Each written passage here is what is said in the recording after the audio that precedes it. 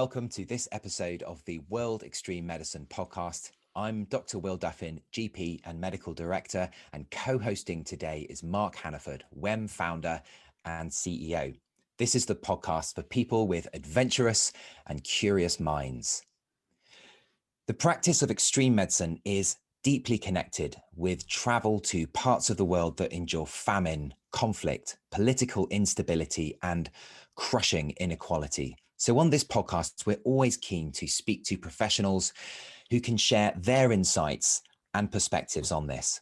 And today's guest is world-renowned photojournalist Nick Danziger, who spent his career telling the unique human stories of disadvantaged and oppressed peoples from across the globe. Many people will perhaps recognize his work already from photos such as the iconic black and white image of Bush and Blair, and we'll put a link to that in the show notes. But Mark, could you perhaps shed some light on today's guest? Who is Nick Danziger? Well, Nick is a chap I've been trying to meet for almost 25, 30 years, and he's quite elusive. He's quite private, I think. I think that's probably the thing. I first came across Nick's writings when I was first beginning my own expeditionary career going off to Patagonia. And I came across Danziger's Travels first, his first book, and then I've actually still got my copy from my traveling days of Danziger's Adventures with a rather youthful picture of Nick on the front cover there. But this is my original book from quite a few years ago. So you know some of Nick's journeys in that period were completely iconic, and whilst I was certainly headed in the expeditionary direction anyway, reading his books reaffirmed that desire to explore, to go and see some of the world's more remote and sort of exotic. I think exotic's the wrong word, but real corners. So his writings for me have been inspirational and helped to shape the direction of my own career. So Nick, it's a real pleasure to have eventually tracked you down and for you to be joining us today. Well, I must say that I was obviously surprised, but when I thought about it, maybe it is a good marriage to be on your podcast. And I think this might be the longest stalk in history. That is almost 27 years, I think.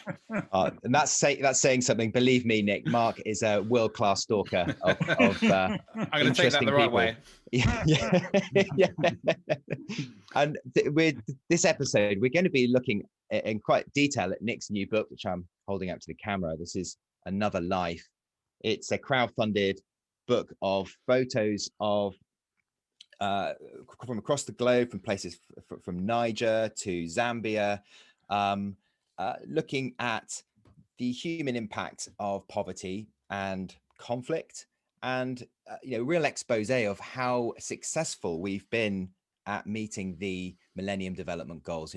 Where the gaps are in the kind of political global system that somehow led to this huge levels of inequality. It's both Mark and I have got a copy. It's quite a powerful book, quite a difficult book to read through. The images are really quite raw, aren't they, Mark? They're incredibly raw, and the fact they're all black and white, I think, makes them even starker and more impactful. What led to you? What was your kind of thinking behind this book, Nick? Well, originally it came out of a commission to see how the Millennium Development Goals were faring. And so I traveled to 8 different countries on 4 continents, so that, as it were, I wasn't going to stigmatize individual countries.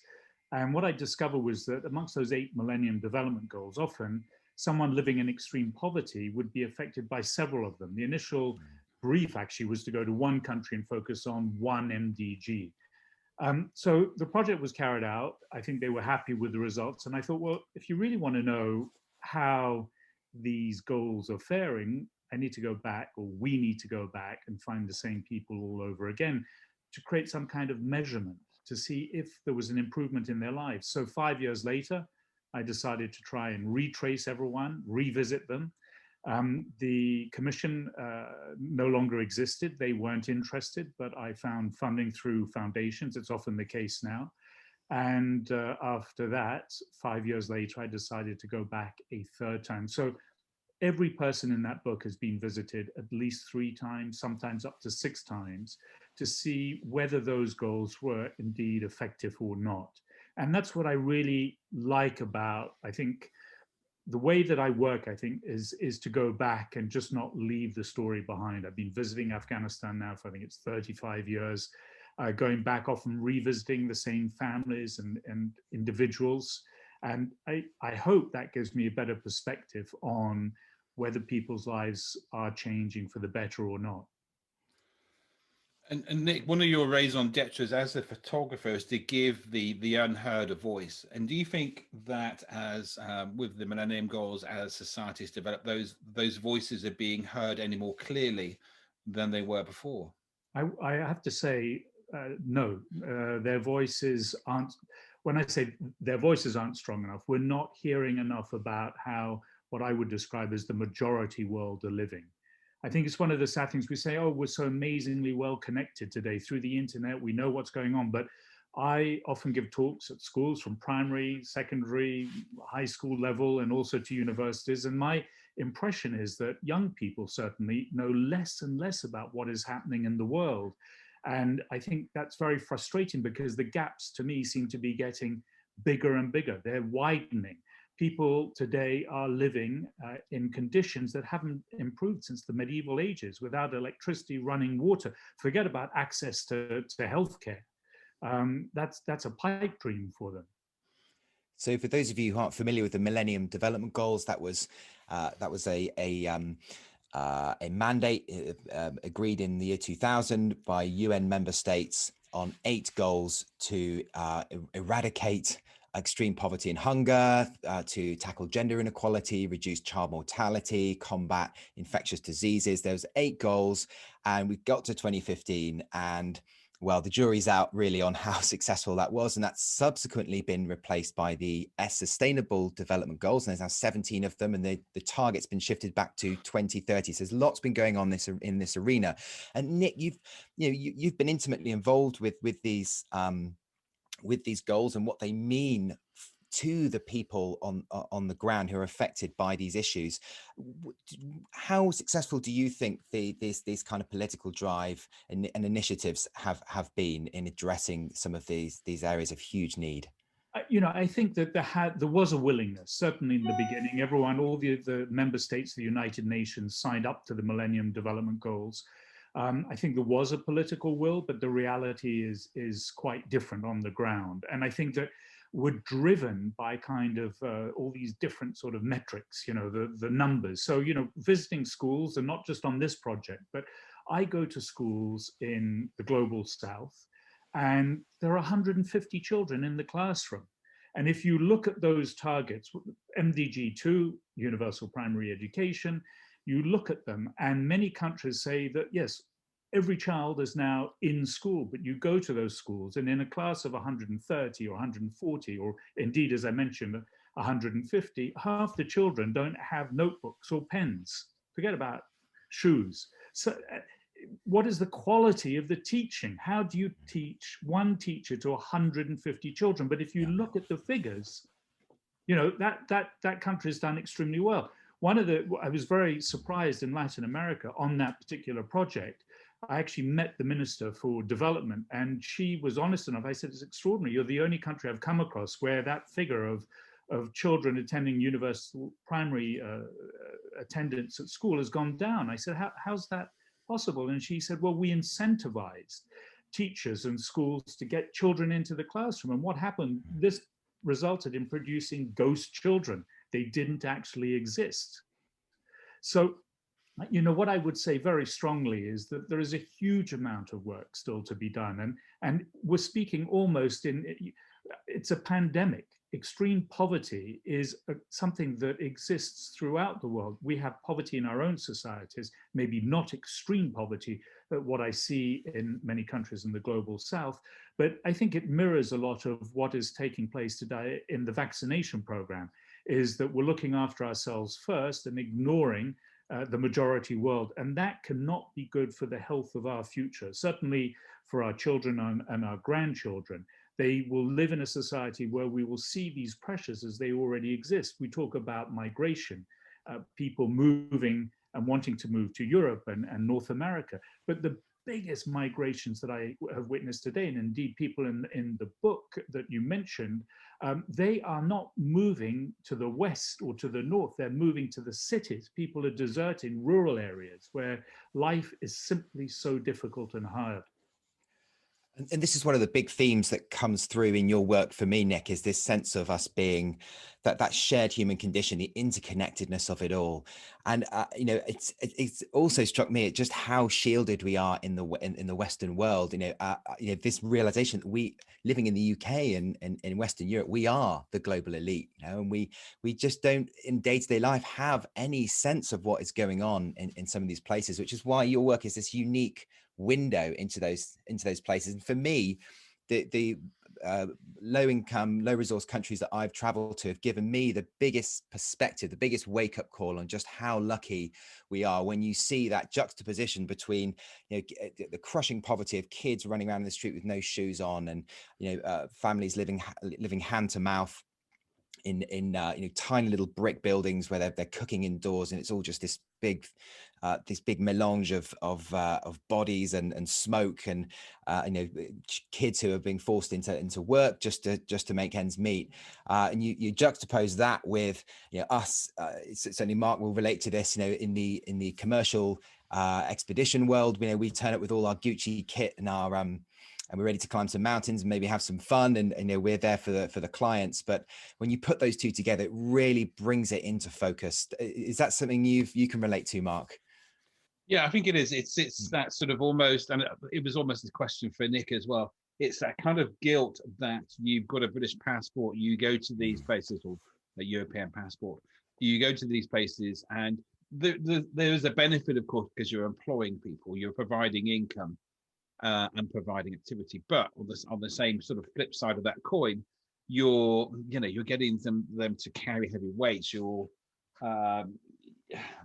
It's just that sort of polarity between the rich and the poor, and it almost makes you feel guilty to have a British passport that you can come home. But one thing always strikes me when traveling is the hospitality and actually the deep joy that a lot of people have in life, and maybe because it's just a lot harder and actually scarcer. Yeah, I mean, if I could answer that, because again, if I go back to giving talks in schools and universities, I mean, people say, how often have you been close to death going into conflict zones? And I never answer that, because what you've just said is the difference between me and them. I can leave whenever I want. I usually have a return ticket. They can't leave their countries. Again, going back to migration and people fleeing their country, the vast majority don't have the wherewithal. They don't have the money to leave their countries. The majority of people are displaced in conflict within their own countries.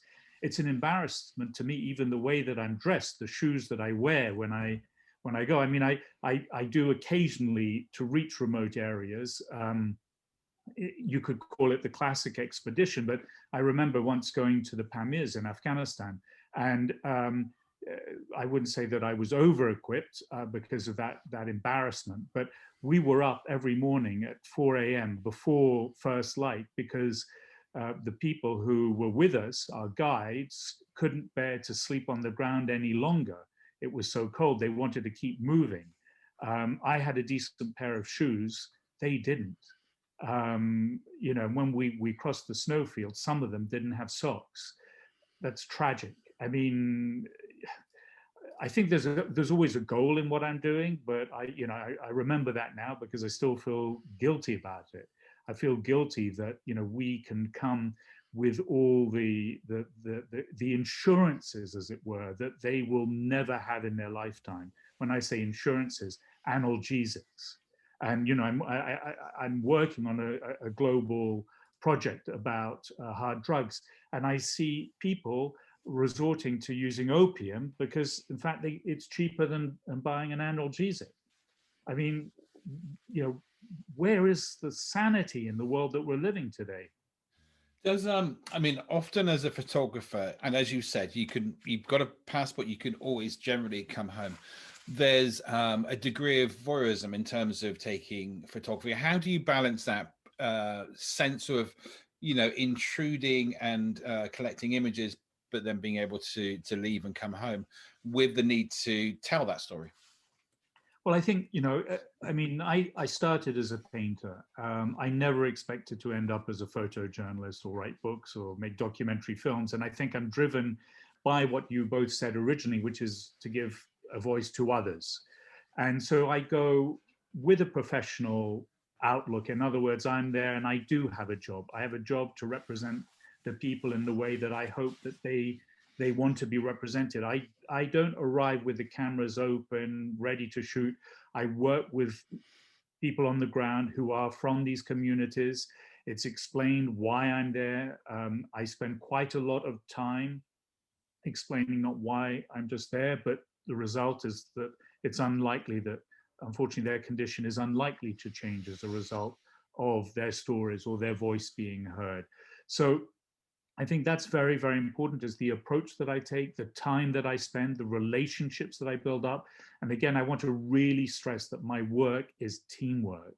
I get access to the places that I go to thanks to people on the ground who are part of that team, who in a sense vouch for me, who maybe have had access to my work and then can explain what it is that I'm trying to do. Because Nick, I think, I mean, looking at your photos, they're all wide angle lenses. You're very intimate, very close to your subjects. They're all black and white. There's no telephoto lenses in there.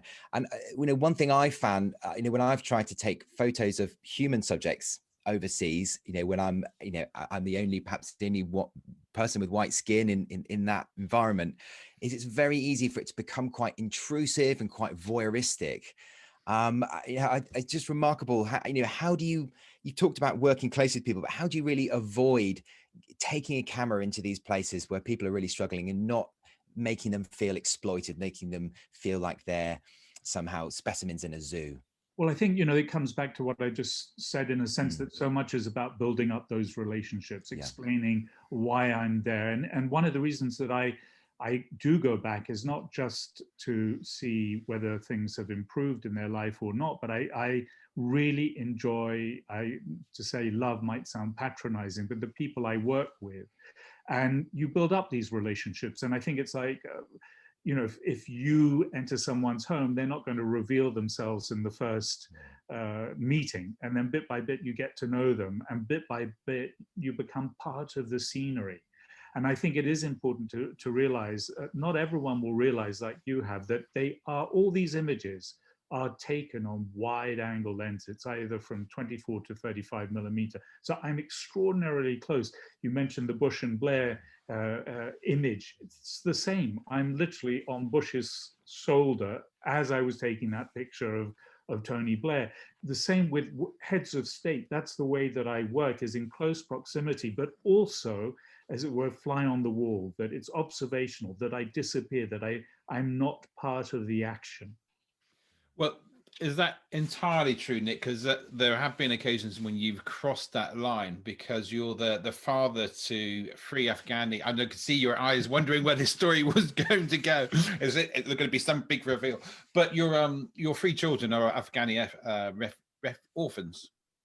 Originally, I mean, it's a long and complicated story, but I mean, and I don't like sort of referring it back to myself, but I mean, sometimes, I'm often asked, well, what do you do in these situations? And I had built up a relationship with a group of children. I'd established an orphanage, and when the Taliban took power in Afghanistan in 1996, there were 3 left, and basically I could no longer leave them behind, knowing what was in particular going to happen to the 2 girls who were sisters, and decided, yes, that I had to adopt them. There wasn't any kind of decision of do I, don't I. There was a very tiny window of opportunity, and I felt that I couldn't leave them behind. And I think that sort of goes back to that question, or the question actually that Will and I were discussing before we came online, is, how difficult is it not to intervene? Obviously you did in Afghanistan there, but does that leave you with a moral dilemma at times? It obviously does. You visit, famine. I mean, often you find yourself confronted. I mean, there are 2 things I'd like to say. I mean, you go to a famine zone and people are dying in front of you. What do you do? but the scale of it is usually enormous, one individual. And then you get criticized for taking these images. Well, are we to know about those that are less fortunate? Does it make our own lives uncomfortable? I get at, why are we criticizing the photographer? We should be criticizing society. The world produces enough food to feed everyone on this planet. I'm told that, or I've read that, we throw away, or a third of the food that is produced on this planet is wasted. Why are we attacking the photographer for bringing images out of what is taking place? And I remember in one situation where the women were semi-naked, and my as it were interlocutor was there, and I said, could you ask the women to raise their dresses? And she went over to them, and they said, either he takes the picture as we are, or he doesn't take the picture. So, it's very upsetting. It's upsetting. We can see the media today. What they want is celebrity photography. They want the kind of happy Instagram, social media type images, not what is really happening out in the world today. Yes, I completely agree. Perhaps we live increasingly in a world that it's photoshopped, it's filtered, and we've lost that authenticity in the images that we're exposed to through social media. So it's very refreshing, Nick, to see something which really gets under the skin and really tells the real story. And I'd be interested to hear just a few of your perspectives on the sequence of images in your book. And one that really struck Mark and I was the section on Niger, the miners in Niger. And this is often children as young, very young children going down into very primitive, basic, dangerous mine shafts. And this is very topical. Every day there's some kind of news item on people in some part of the world getting lost underground in some mine. China was the most recent example of that. But this is incredibly dangerous work. And tell us what it was like working with that community. Well, to start with, as you mentioned, I mean, they're children, and they start going down the mine from the ages of 11 to 13. I followed an individual. I followed Abbas. He was 13 when he first started going down the mine. There are no safety devices. Those mines are usually between 23 and 40 meters deep. And the way that they descend and climb in and out of the mine are just sort of like holes, divots in the side of the wall, the mine shaft. And so they put their hands and their feet in to as it were, sort of crawl down and up. And they get to the bottom. I did go down. They were panicked, but they attached sort of rubber ropes to me just in case that I slipped. I should mention that Abbas's boss lost his footing and plunged to his death a year before I took the picture of Abbas. But when you get to the bottom, you have to be on all fours to get into these galleries where they're hewing, they're hacking at the rock face to find kind of streams, veins of gold. There are no struts or beams. So during the rainy season, these mines often collapse. Every single day I was there were injuries and indeed a death. And when I first went in 2005, there wasn't even a clinic. There was no hospital, no clinics. So when we hear about these mine accidents, yes, those are in countries where there's news outlets and where we want to hear. These are illegal mines. I mean, there are licenses that you purchase, but it's what I would call artisanal mining. And indeed, as time has progressed, and I followed Abbas's, as it were, life, I've now known him for 15 years. I mean, now these extremist groups that are operating in that area are also taxing the people that are making money from the mines. So, our desire for these minerals also fuels the conflicts and what we would term terrorist groups that are subsequently attacking, as it were, our interests. But to come back on the human scale, the children, they know now. 10 years after I started shooting there, there were signs up from the United Nations saying, it's illegal for children to work. And I'd go up to the children and I'd say, well, how old are you? and they'd all say, 18. And I'd say, well, how long have you been working in the mine? And, the kid would look 13 or 14, 2-3 years. So they hadn't quite learned the whole talk. And then another part of your book, and this image features on the cover of Another Life, is the sex workers in rural Zambia working on the Harare-Lusaka highway, and that's equally as powerful, Nick. They've got girls there, images of girls as young as 11 who are having to sell their bodies to bored truck drivers along the route, and some of them are so poor that they're renting their clothes and makeup from other women who are paid a percentage of their earnings. I mean, that must have been incredibly difficult place to be working. But I think, again, what's really important about this story is that, again, the young woman that I followed for 10 years, she initially started as a sex worker because she needed the money to buy pens and paper to stay at school. She wanted an education. Her mother couldn't provide for her. And she understood how some of the girls in her class were managing, as it were, to stay in school. So again, I mean, this is outrageous. And she knew the dangers of HIV/AIDS. And on my second visit, she had become HIV positive. Indeed, the girl on the cover of the book is no longer alive. And I think that is the tragedy. And when I naively said, well, you knew the dangers, when I spoke to Irene and in fact her best friend Bridget, they said, yeah, but we have no power. These are grown men who often, they will tell us what happens. We're not in a position to say to them, I refuse to have sex unless it's, protected sex. Yeah, I mean, these are incredibly vulnerable people, aren't they? And the dilemma is, if we think about extreme poverty, because HIV, communicable diseases was one of those goals. I mean, some areas you can get ART, antiretroviral treatment, but I'm meeting people who, and I mention this because of all of you being in the medical sector, is that, they don't have regular meals. They don't have clean water. And I've met a father who said, do I feed myself to prolong my life, or do I feed my children? Yeah, God, I mean, what an awful dilemma to have to make. And what struck me, Nick, about the way that the rapidity with which we've developed COVID vaccines and how we've been able to roll that out, it makes me wonder, would it have been possible to eliminate or even eradicate HIV across the globe? Is it actually just because the political will isn't there, because it doesn't really directly affect the westernized countries of the world where big pharma and all the money and influence is concentrated? What are your thoughts on that? Well, this I'm a non-medical person, and I mean, I have read about, for example, the history of polio.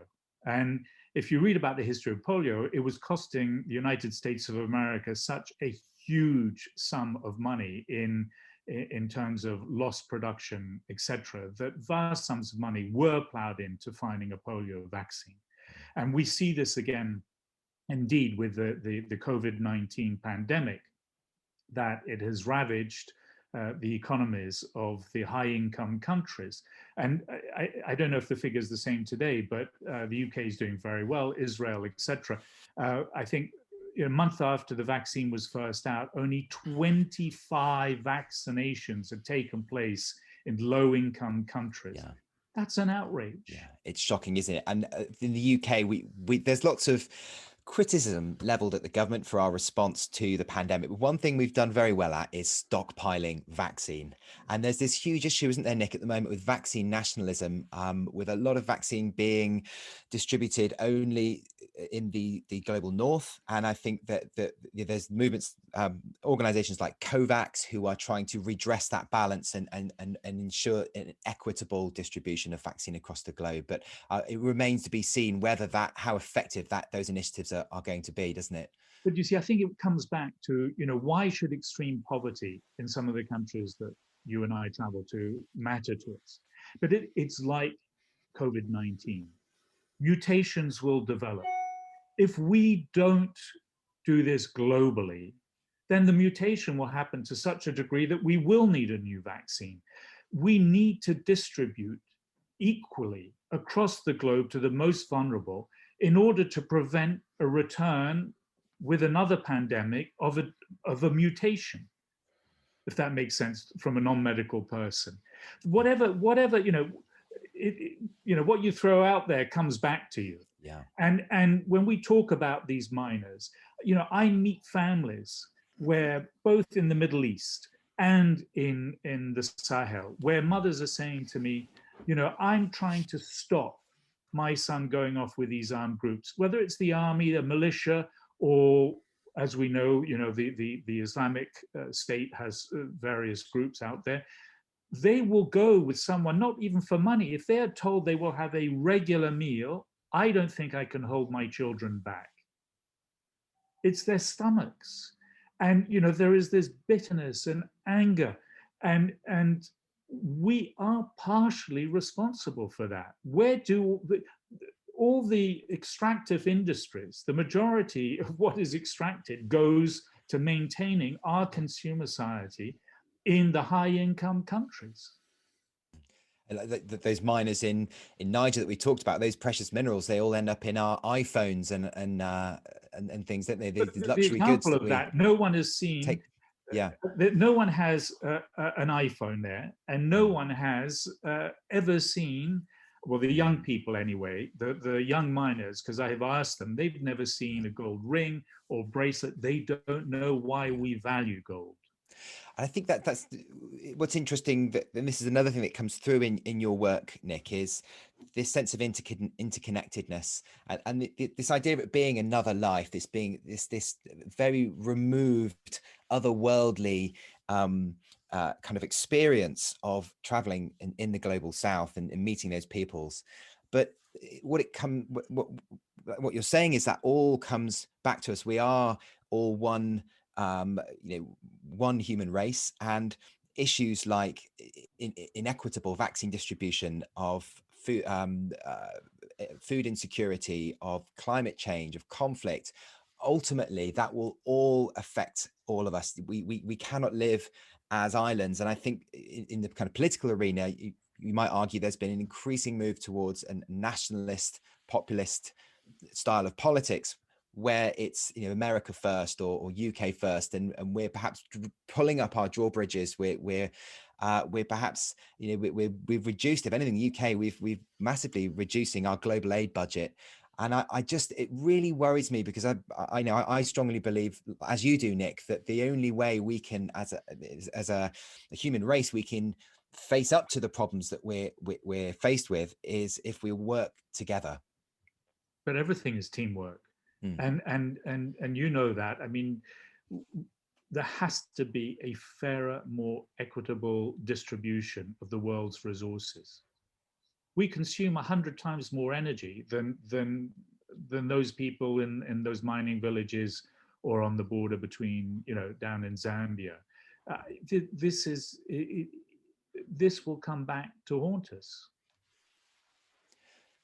And Nick, so I mean, looking at your book, it is, I mean, there is misery in there, albeit the photos themselves are beautiful, but the subjects are clearly in abject misery.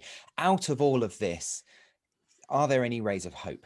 Yeah, I mean, there are positive stories there. I mean, one of the really positive stories, and I think it's indicative of the way we need to move forward, is transgender rights in India. It was the first state to recognize the issue of transgender identity. And the transgender community has been transformed for the better as a result of, first of all, state policies. So, governments really do need to be leaders and take the initiatives. I think, yes, us as individuals can become a kind of cohort to move policy forward, but ultimately, it is government policy that will make a difference for those people living in the margins. And indeed, I think, people often say, oh, people are not ready for democracy. I mean, that's total and utter bullshit. Condoleezza Rice said, well, that's what they were telling our community, the Black community in the United States in the 60s. And when I go to countries, in the Middle East and in the Sahel, where there is no longer or has never been a democracy. That's what the young people want. But it's not the voice for a president. It's so that they can participate in municipal elections, so that they can have clean running water, so that they can have access to a medical health center. They don't care about the president in some distant city in their own country. They want grassroots democracy. Sorry, my signal dropped out for a little bit, so I'm not sure where what questions Will's asked and stuff. But one of the key turning points from you that turned your path from being an artist and a sculptor into having the passion that you had, that you've just spoken with, was the Winston Churchill Trust Foundation or Fellowship. How does that work? How did that change the very course of your life?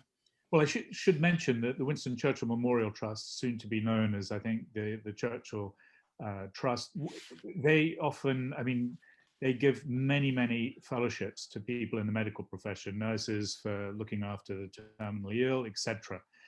It changed my life really as a result of the journey that came about, which then ended up as a book. So really, I think that had I not had that fellowship, I'd probably still be a painter. I think it was the call to go back to many of the countries that I had visited. And I think that is the key element of why I continue to do what I do today, is because I know what is out there. And any opportunity that I have to give a voice to others, which is in a sense what that Churchill Fellowship allowed me to do, is to be able to go and do that. So whether it's with substance abusers, people living in conflict, women who bear the brunt of the effects of war and conflict, that's where I want to be. And it is a two-way street.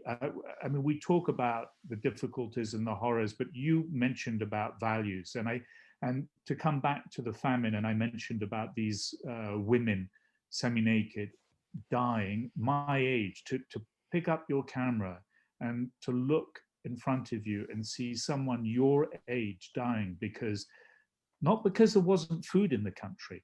The vast majority of areas that I have visited where famine and people are dying, it is because they do not have the money to buy the food that exists in their own marketplaces. And I remember in one of these villages, and I show this picture to children in particular, of a woman brewing tea surrounded by family and men. And I say to the children, there's no food, there's almost no water. Who is she brewing that tea for? And they say the children, and I say no. They say for the family, I say no. And because we still live in a predominantly patriarchal society, for the men, I say no. She made that tea for me. And it's unbearable almost to think about it, because, do you drink that cup of tea or not? You don't want to drink it, but that would be insulting to them not to drink the tea. And I think it all comes back to that we have lost those values. We tend to keep, myself included, save, put aside. So many of the people I visit, they don't have a single penny, centime, in their pocket. There is nothing on their shelves. Hand to mouth, there's nothing in between.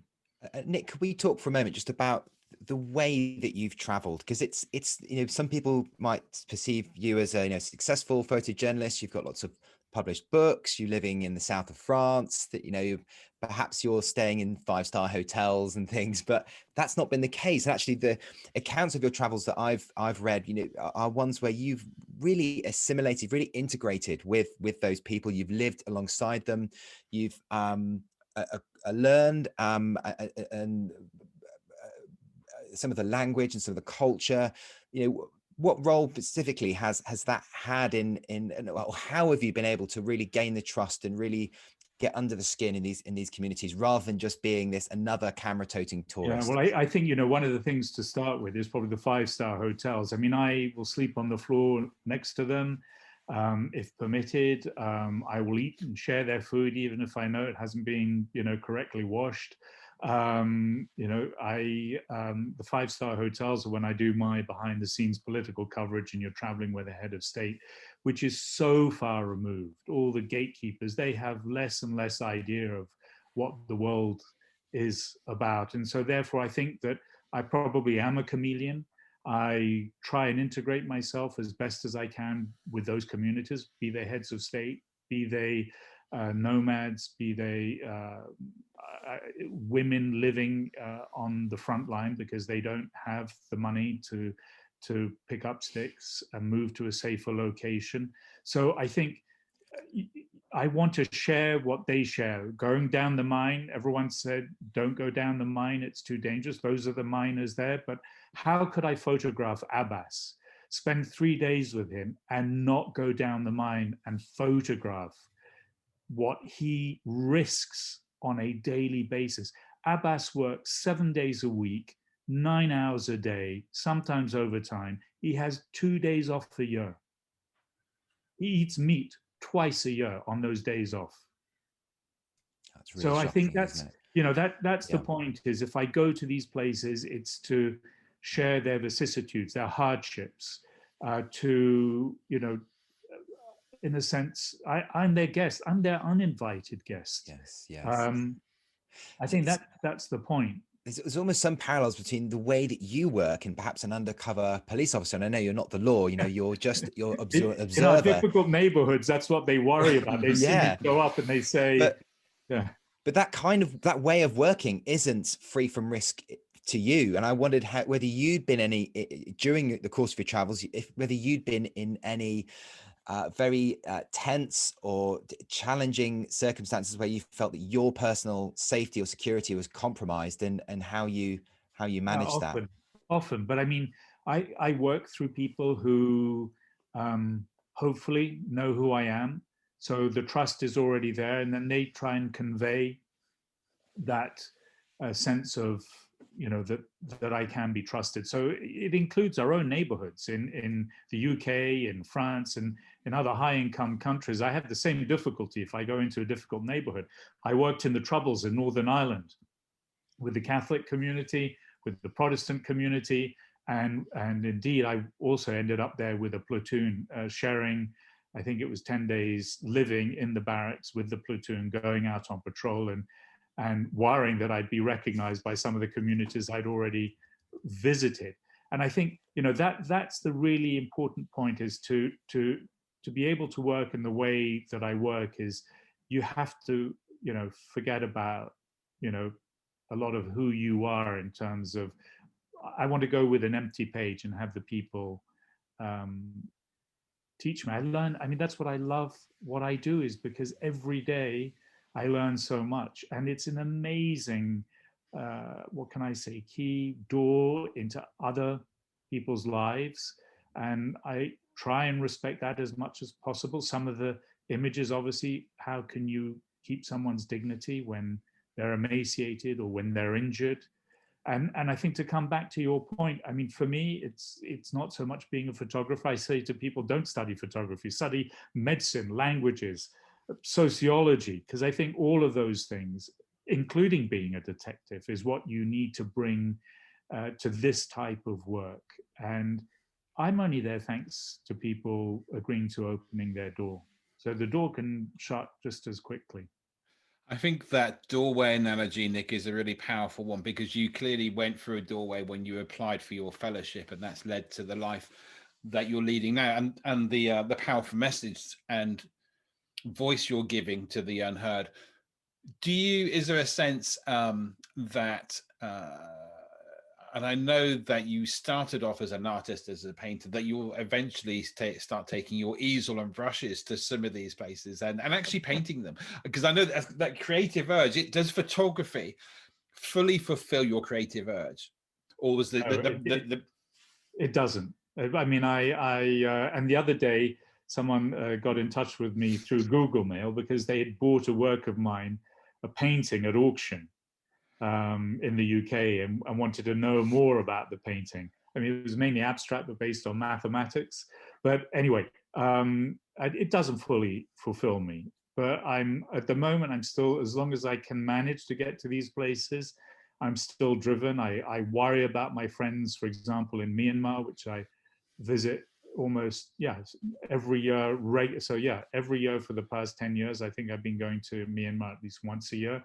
And they've been able through VPNs. So I run a charity, and we're currently distributing free VPNs to our former participants in the workshops that I run, and consequently been receiving images and videos and messages from them.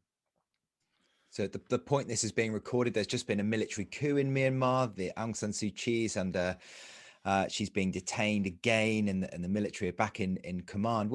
What's your take at this stage on, with your knowledge of Myanmar, Nick, on what direction that country is heading in? I think it's difficult to know what direction. I mean, the military are capable, and I think it all comes down to economics again.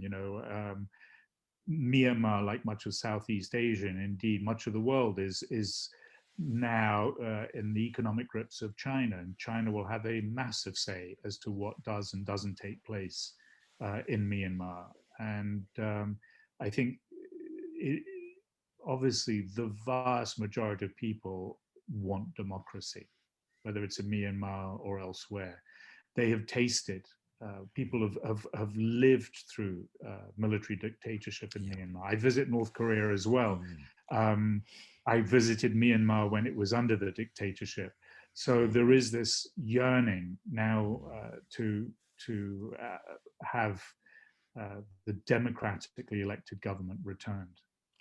I mean, even during that period where there was a civilian government in Myanmar, I think that the military, they retained some power. They never truly let go, Absolutely. did they? No. They yeah. I mean, they were there. And I think, the situation with the Rohingya minority in Rakhine State, very delicate issue for Aung San Suu Kyi, because she is very aware that the military, as we've seen, nonetheless had the controls. But again, if we're talking about minorities, the world focused on the Rohingya. I've run workshops in Kachin State, in Shan State 2 years ago, with the Karen and the Mon minorities. They're also all suffering terribly as a result of majority rule in their nation. And that's the tragedy for me, is there are so many untold stories. And we in our high income countries tend to put the focus in one area for a period of time. We then get bored of it. We move on to the next area, having left an area that still nothing has been resolved for the majority of the people that we had once focused on. And it's very hard for these people to have a voice. You talked about VPNs there. I mean, there's been lots of state-run propaganda in Myanmar, and in other parts of the world that these voices are repressed, and that's part of a political regime. And I think, would you say that photography was a way of giving these people some kind of platform, of giving them some kind of recognition? The visual today, so much is told through visual imagery. People respond to both the stills and the moving footage. It really has a power over the way that people look at the world today.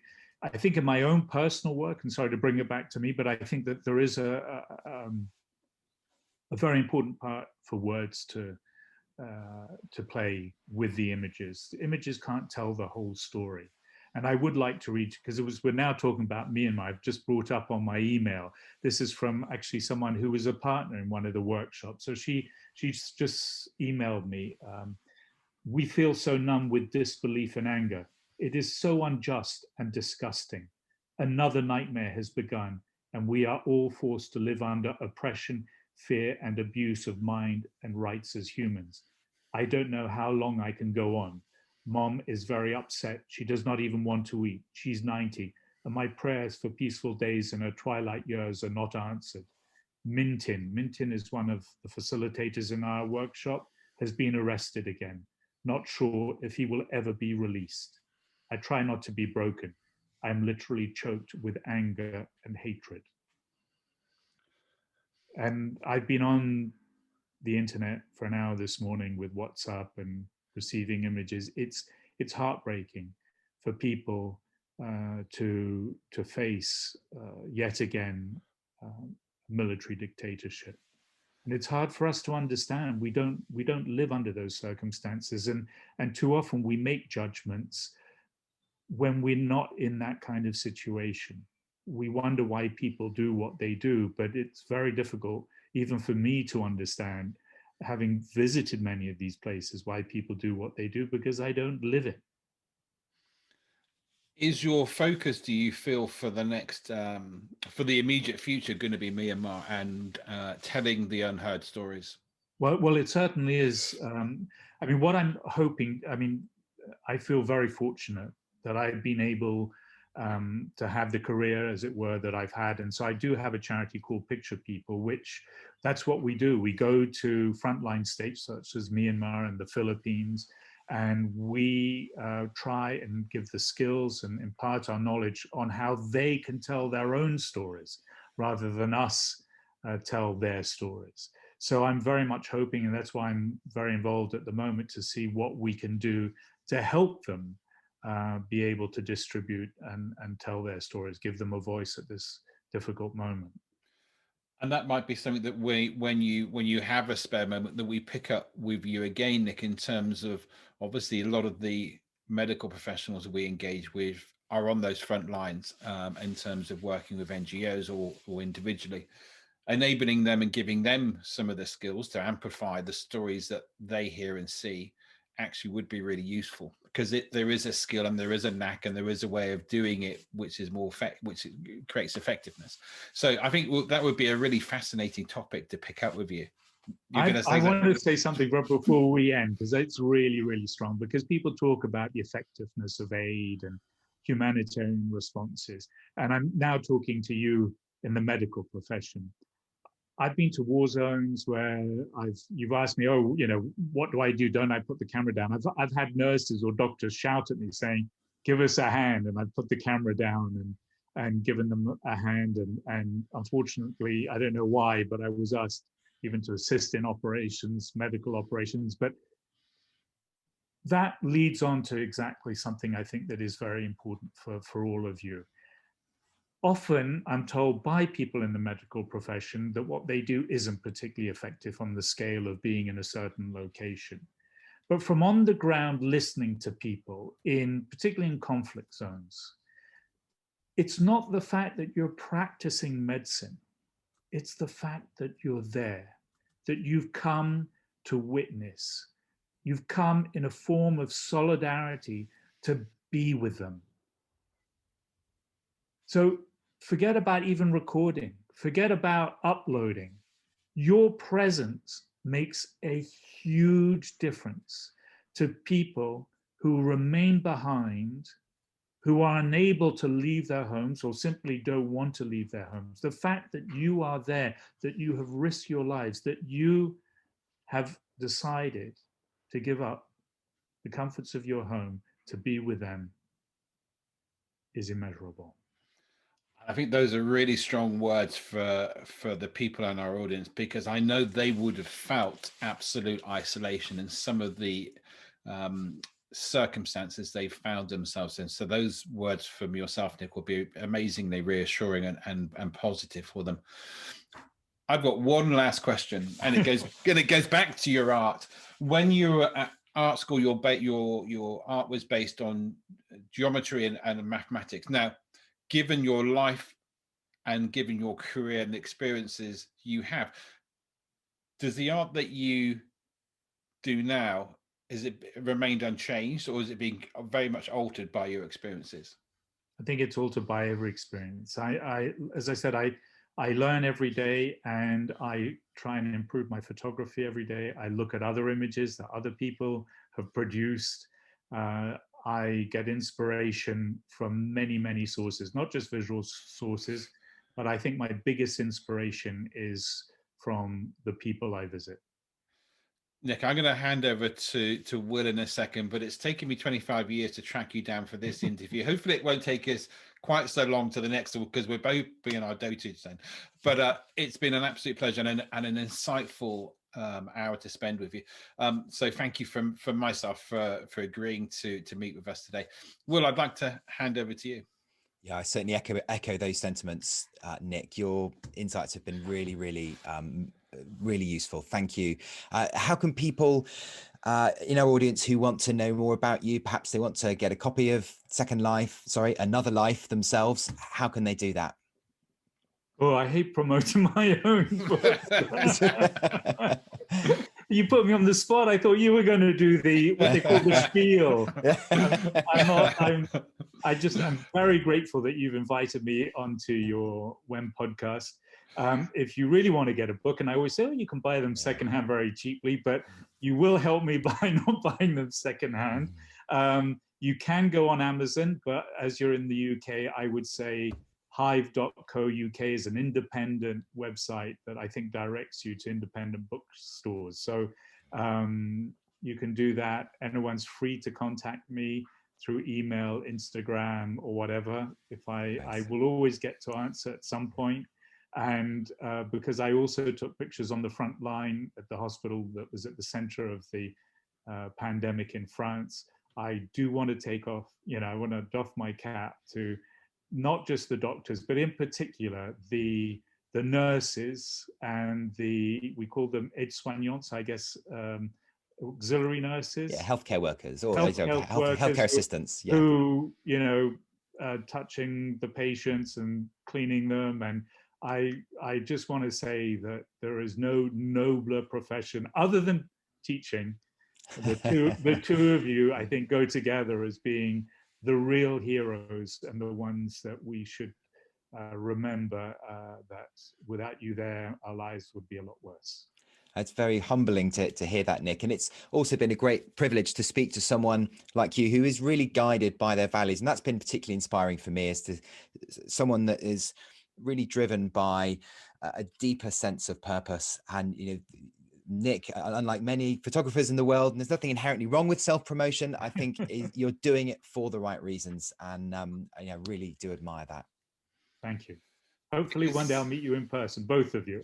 I think we definitely will. And just over to a beer. Do a bit of self-promotion for you, Nick, your amazing prints are available on your website. And I know by selling prints, it helps you to further your work. So yeah, I hope we do meet for a beer, and certainly we get to meet in person. And I'm sure that's going to be the case very soon. We'll put plenty of links to where you can get Nick's book, and we'll put some links to some of his images as well in the show notes. You can have a look at those. But on behalf of myself and Mark and the team at WEM, Nick Danziger, thanks for coming on WEMcast. We'll catch up again very soon.